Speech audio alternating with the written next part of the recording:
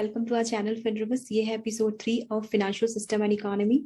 जो हमारी financial system और इकोनॉमी की सीरीज चल रही है उसका ये एपिसोड नंबर 3 है, जहां हम आज डिस्कस कर रहे हैं रेगुलेटरी बॉडीज। और रेगुलेटरी बॉडीज में हमने पहले लिया है the department of economic affair.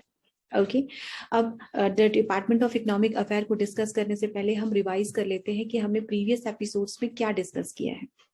हमने प्रीवियस एपिसोड्स में डिस्कस किया है फाइनेंस क्या होता है, फाइनेंशियल सिस्टम क्या होता है। हमने डिस्कस किया है कि सेविंग, इन्वेस्टमेंट और फाइनेंस किस तरह से इंटरकनेक्टेड होते हैं। ओके, किस तरह से कैपिटल फॉर्मेशन होती है, किस तरह से इकोनॉमिक ग्रोथ होती है, इकोनॉमिक डेवलपमेंट होती है। फिर हमने देखा है कि इंडियन फाइनेंशियल सिस्टम में इंडियन फाइनेंस का रोल क्या है, उसके फीचर्स क्या है। फिर हमने देखा है कि इंडियन फाइनेंशियल सिस्टम का स्ट्रक्चर क्या है। ओके, अब उस स्ट्रक्चर में हमने देखा है कि उस स्ट्रक्चर का हिस्सा है रेगुलेटरी बॉडीज, फाइनेंशियल इंस्टीट्यूशंस या फिर intermediaries, financial instrument, financial market, financial services. Okay, ये सब क्या है? ये सब स्ट्रक्चर्स हैं इंडियन फाइनेंशियल सिस्टम के। अब इन सारे स्ट्रक्चर्स में से हमने आज लिया है रेगुलेटरी बॉडी, एक ऐसा स्ट्रक्चर। ओके, अब इस रेगुलेटरी बॉडी में से सबसे पहले हम जो डिस्कस कर रहे हैं आज, department of economic affair. Okay, the department of economic affair एक अकेला ऐसा रेगुलेटरी बॉडी नहीं है, उसके अलावा भी कितने रेगुलेटरी बॉडीज हैं। जैसे the department of economic affair है, the department of corporate affair है, आरबीआई है, सेबी है, स्टॉक एक्सचेंज है, आईआरडीए है, पीएफआरडीए है। ओके, ये सब क्या है? ये सब रेगुलेटरी बॉडीज हैं, मार्केट रेगुलेटर्स हैं, जो रेगुलेट करते हैं। क्या रेगुलेट करते हैं? फंड रेगुलेट करते हैं, फंड को मोबिलाइज करने का काम करते हैं, सेविंग्स को इन्वेस्टमेंट में डिप्लॉय करने का काम करते हैं, मॉनेटरी पॉलिसीज को असिस्ट रेगुलेट करने का काम करते हैं। ओके, जिससे क्या होती है? इकोनॉमिक डेवलपमेंट होती है, कैपिटल फॉर्मेशन होता है। ओके, सो आज हम देख रहे हैं the department of economic affair. Okay, हम इन सारे रेगुलेटर्स को डिस्कस करेंगे स्टेप बाय स्टेप। ठीक है, आज के एपिसोड्स में department of economic affair discuss कर रहे हैं। The department of economic affair क्या करता है? The department of economic affair govern होता है मिनिस्ट्री ऑफ फाइनेंस के अंडर। ओके, वो स्पेशली फॉर्मुलेट और मॉनिटर करता है इकोनॉमिक पॉलिसीज को और इकोनॉमिक प्रोग्राम्स को, domestically as well as international aspect of economic management. Okay, तो क्या मिनिस्ट्री ऑफ फाइनेंस के पास सिर्फ the department of economic affair ही है ये सब करने के लिए? नहीं, द आंसर इज नो। क्यों? क्योंकि डिपार्टमेंट ऑफ इकोनॉमिक अफेयर के अलावा भी मिनिस्ट्री ऑफ फाइनेंस में और भी डिपार्टमेंट्स हैं जो कि बहुत सारे काम, बहुत सारे फंक्शन करते हैं। जैसे the department of expenditure, the department of revenue, the department of financial services, the department of investment and public asset. Okay, अब इन सब डिपार्टमेंट्स का क्या काम होता है? डिपार्टमेंट ऑफ एक्सपेंडिचर क्या करता है? डिपार्टमेंट ऑफ एक्सपेंडिचर करता है सेंट्रल अकाउंट को मेंटेन करने का काम। डिपार्टमेंट ऑफ एक्सपेंडिचर करता है प्राइस को कंट्रोल करने का काम। ओके, गवर्नमेंट ने कोई भी स्कीम में जो अलॉट किया है उसको स्कीम्स के तहत फंड को अप्रेज करने का काम करता है department of expenditure. Okay, department of revenue क्या करता है? डिपार्टमेंट ऑफ रेवेन्यू करता है रेवेन्यू को जनरेट करने का काम। रेवेन्यू को generate in the sense tax allot करने का काम, किस सेक्टर को या किस इंडस्ट्री को कितना टैक्स लगेगा, ये सब काम किसका होता है? द डिपार्टमेंट ऑफ रेवेन्यू का होता है। अब डिपार्टमेंट ऑफ रेवेन्यू कैसे काम करता है? उसके अंडर में 2 बोर्ड है, central board of direct taxes and central board of indirect taxes. Okay, indirect taxes and customs. Okay, central board of direct taxes in the sense हम जो इनकम टैक्स देते हैं वो सीबीडीटी के अंडर गवर्न होता है। हम जो जीएसटी देते हैं, हम जो कस्टम ड्यूटी देते हैं, हम जो सेंट्रल एक्साइज देते हैं वो गवर्न होता है CBIC, central board of indirect taxes. Okay, apart from department of expenditure, department of revenue, next department है डिपार्टमेंट ऑफ फाइनेंशियल सर्विसेज। उसके अंडर में बैंकिंग और इंश्योरेंस सेक्टर आते हैं। जैसे आरबीआई हो गया, अलग अलग रेगुलेटरी बॉडीज हैं, आरबीआई हो गया, सेबी हो गया, आईआरडीए हो गया, पीएफआरडीए हो गया, ये सारे रेगुलेटरी बॉडीज जो है the department of financial service के अंडर गवर्न होती है। Okay, next one is department of investment and public asset. वो क्या करती है? वो पब्लिक एसेट को, जो पब्लिक सेक्टर के यूनिट्स हैं उनको इवेल्युएट, एनालाइज करने का काम, उसको प्राइवेटाइज करने का काम किसका होता है?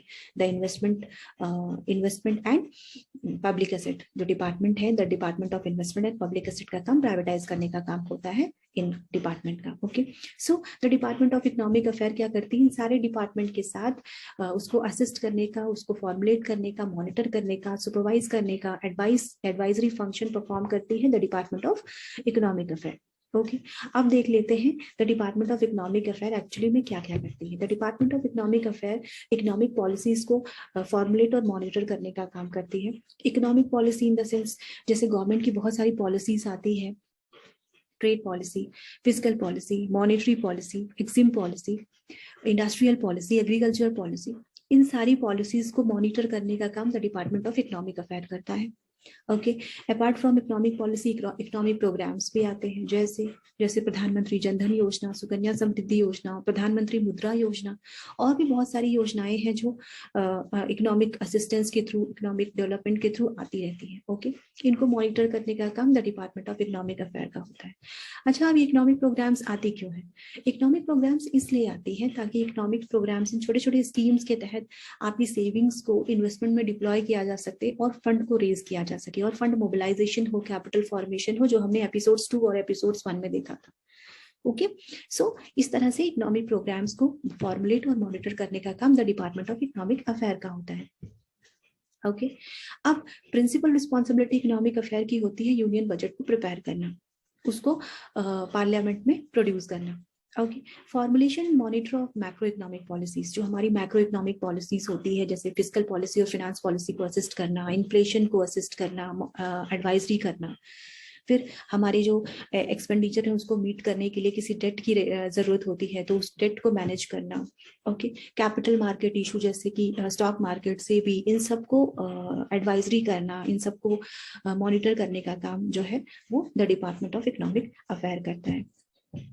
ओके, फिर हमारे एक्सटर्नल सोर्सेस होते हैं फंड को रेज करने के लिए। कभी कभी हमारे एक्सपेंसेस को मीट करने के लिए हमें एक्सटर्नल असिस्टेंस की जरूरत होती है, उसके लिए the department of economic affair काम करता है, मल्टी और बायलैटरल ऑफिशियल डेवलपमेंट असिस्टेंस के थ्रू, या फिर किसी अलग अदर कंट्रीज से बोरोइंग्स के थ्रू।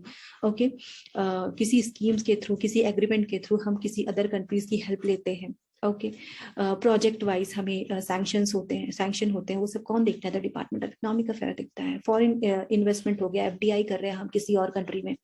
ओके, फिर हमारी फॉरेन एक्सचेंज मैनेजमेंट को मैनेज करने का काम किसका होता है? The department of economic affair का होता है। बैलेंस ऑफ पेमेंट, सरप्लस और डेफिसिट को मेंटेन करने का काम किसका होता है? The department of economic affair का होता है। ओके, सो इस तरह से apart from capital issue management, apart from other functions, the department of economic affair ये सारे काम भी करती है। फंड को रेज करने का काम, मोबिलाइज करने का काम, कैपिटल फॉर्मेशन का काम, और फाइनेंशियल मिनिस्ट्री को इस तरह से असिस्ट करने का काम the department of economic affair का होता है।